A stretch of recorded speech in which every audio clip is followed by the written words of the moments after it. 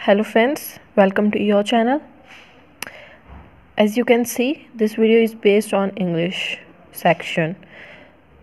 बहुत से कमेंट्स थे, ज़्यादातर डाउट्स थे वो मतलब मैंने किया था शेड्यूल अपना आपको शो किया था।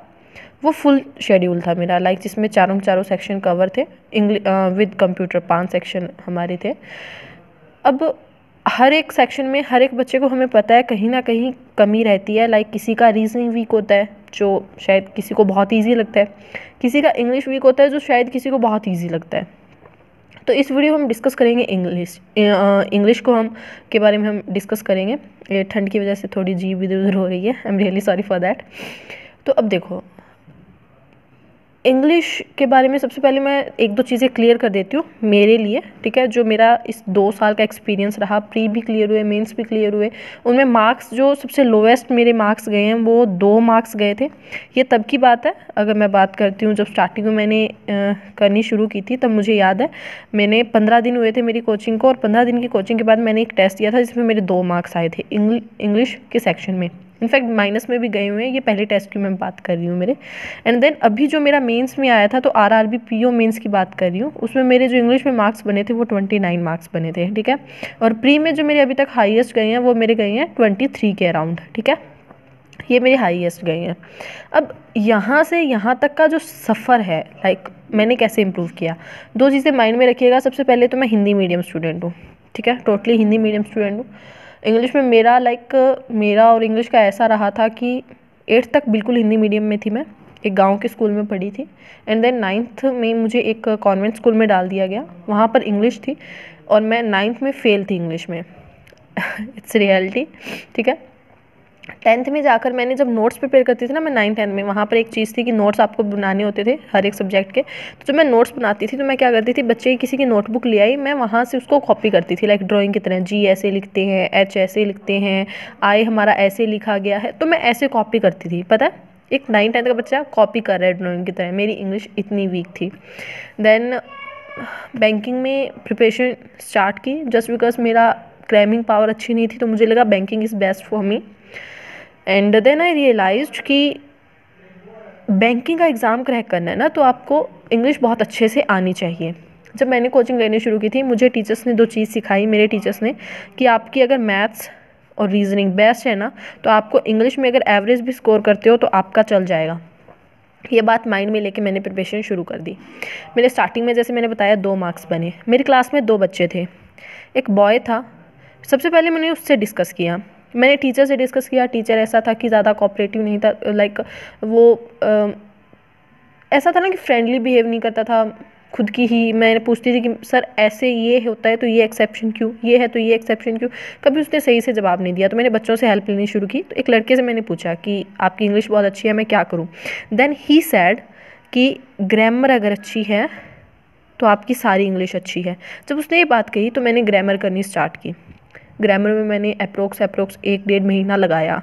तब जाकर मुझे एक चीज़ रियलाइज़ हुई, ग्रामर बहुत वास्ट है, उसमें इतनी सारी एक्सेप्शन है, आप नहीं कर पाओगे। नहीं, कोई भी इम्प्रूवमेंट नहीं हुई। लाइक मेरे जो 5-7 नंबर आ रहे थे वो भी नेगेटिव में जाने लगे, क्योंकि मैं बहुत ज़्यादा माइंड लगाने लग गई थी कि यहाँ पे ये क्यों, यहाँ पे ये क्यों, एक्सेप्शंस लगाती तो वो गलत हो जाता। ऐसा हुआ। फिर एक लड़की थी, she was from Mumbai and her English was fabulous, really बहुत ज़्यादा ऑसम थी उसकी इंग्लिश।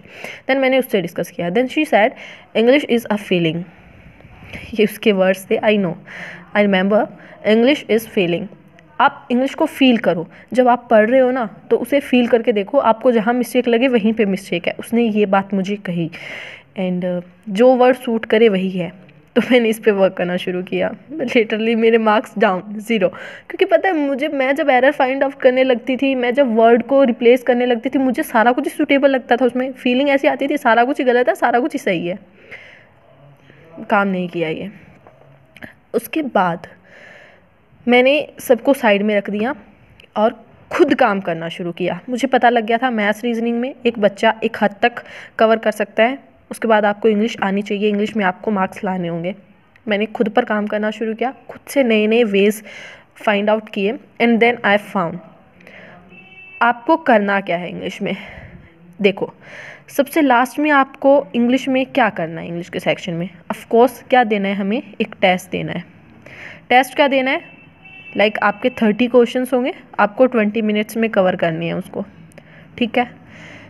तो स्पीड होनी चाहिए, सीधी सी बात है, स्पीड तो होनी ही होनी चाहिए। एक्यूरेसी ऑफ कोर्स होनी चाहिए, कुछ भी करके आ रहे हैं माइनस नेगेटिव में जैसे मेरे पहले मार्क्स आते थे, नहीं होगा आपका, ठीक है। या जब चीज़ें मुझे समझ में आई ना, तो मुझे एक चीज़ फाइनल में समझ में आ गई कि फाइनल में जाके टेस्ट अगर हमें देना है तो अभी से हम लाइक एडिटोरियल पढ़ रहे हैं, रूल्स याद कर रहे हैं, वर्ड्स याद कर रहे हैं, जबकि इनका कोई मतलब नहीं है। मैंने ये, और ना ही हमारे पास इतना टाइम है। एक बच्चा जो स्टार्टिंग से इंग्लिश के टच में है उसे फीलिंग का पता होता है। एक बच्चा जो स्टार्टिंग से एक बहुत अच्छे बेस में बहुत अच्छे इंग्लिश जो होता है ना कि हमारा इंग्लिश का एनवायरनमेंट रहा है, उसे ग्रामर्स का पता है, हमें नहीं है। एक बिलो टू एवरेज जो बच्चा है उसे नहीं है, तो उसे क्या करना है, उसे डायरेक्ट उसी पे काम शुरू करना है जो उसे फाइनल तक लेके जाएगा, और जो उसे फाइनल में करना है तो फाइनल में टेस्ट देना है। तो सब कुछ साइड में रखो, एक बार मेरे कहने पर अगर हो सके देन क्या करो, टेस्ट देना स्टार्ट करो, मिनी मार्क्स, ठीक है। और ये मिनी मार्क्स लगाने से पहले माइंड में से एक भूत हमें निकालना होगा, बहुत अच्छे से निकालना होगा कि मुझे इंग्लिश नहीं आती, ये निकाल दो। ट्राई करो, धीरे धीरे ट्राई करो एक्यूरेसी बनाने की। पता है मेरा पैसेज बहुत अच्छा है, मैं पैसेज में मुझे इतना भरोसा रहता है, 7 क्वेश्चन है तो 6 क्वेश्चन मेरे बिल्कुल राइट होंगे। एक में भी जो जैसे होता है ना कि मीनिंगफुल वर्ड्स आ जाते हैं, एरर वाला आ जाता है, तो वो क्वेश्चन मैं स्किप करती हूँ क्योंकि उसमें ग्रामर और वगैरह बहुत लाइक रोल प्ले करती है, तो मैं उसमें छोड़ देती हूँ। 6 क्वेश्चन मैं 100% श्योर रहती हूँ कि मेरे सही होंगे। पता है क्यों? पैसेज में हमारे सामने आंसर्स होते हैं, ठीक है। पैसेज के जो आंसर्स होते हैं ना वो हमारे सामने होते हैं। अब जैसे एरर फाइंड आउट है, एरर मैं कभी नहीं करती, बहुत कम छेड़ती हूँ। जिसमें मुझे 100% श्योर दिख रहा होता है ना कि यहाँ पे एरर है, उसे मैं करके आती हूँ एग्जाम में, अदरवाइज़ मैं नहीं करती हूँ, ठीक है।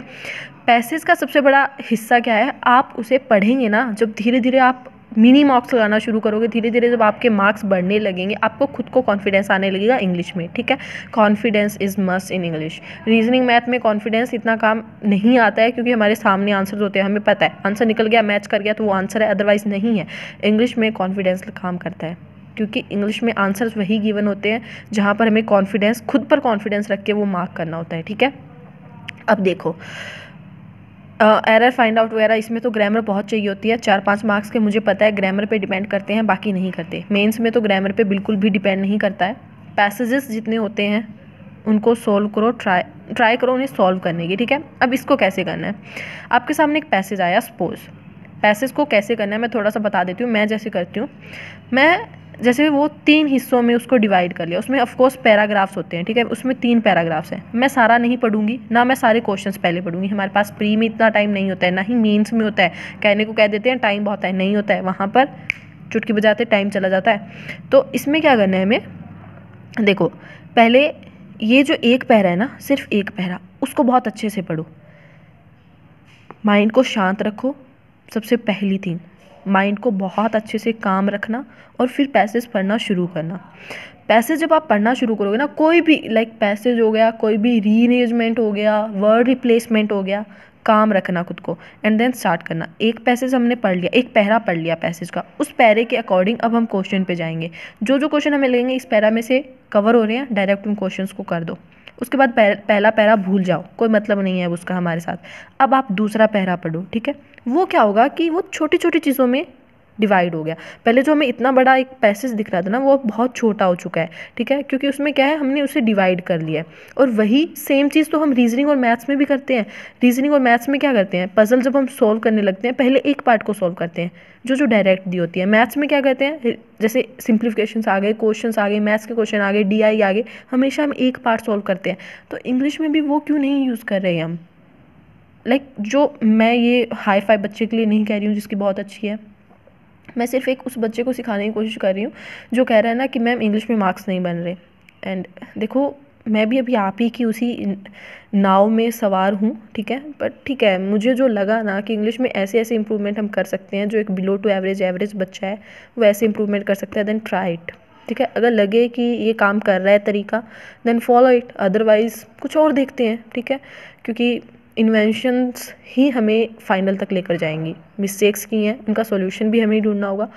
और इन्वेंशन हमें इसके लिए करनी होगी। मैंने तो बहुत इन्वेंशंस की हैं, फाइनली मुझे एक अपना सॉल्यूशन मिल गया है, आपको भी मिल ही जाएगा। ओके, सो ऐसा करके देखना, टेस्ट से ही कहानी शुरू करना, क्योंकि टेस्ट पर ही कहानी ख़त्म होने वाली है। ठीक है, बाकी good luck for your future. And yes, मैं थोड़ा सा बता देती हूँ मॉक्स का बता देती हूँ कि ये आपको मिनी मॉक्स लगाने कहाँ से हैं। अड्डा बेस्ट मिनी मॉक्स प्रोवाइड करता है। मिनी मॉक्स की अगर मैं बात करती हूँ, फ्री में मिल जाएंगे ये आपको, अड्डा। उसके बाद स्मार्ट कीड़ा है, उसकी इंग्लिश बहुत अच्छी है, स्मार्ट कीड़ा के लगाओ। मेंस की जो है ना, उसमें पैसेज हैं वो बहुत ऑसम लेवल के हैं।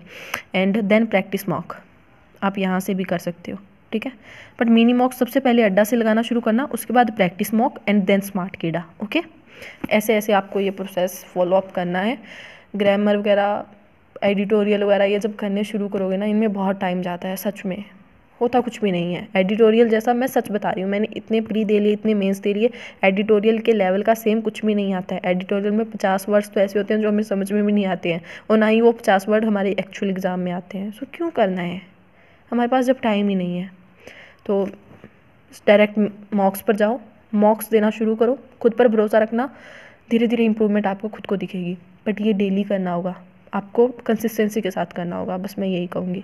ओके, बाकी good luck for your future.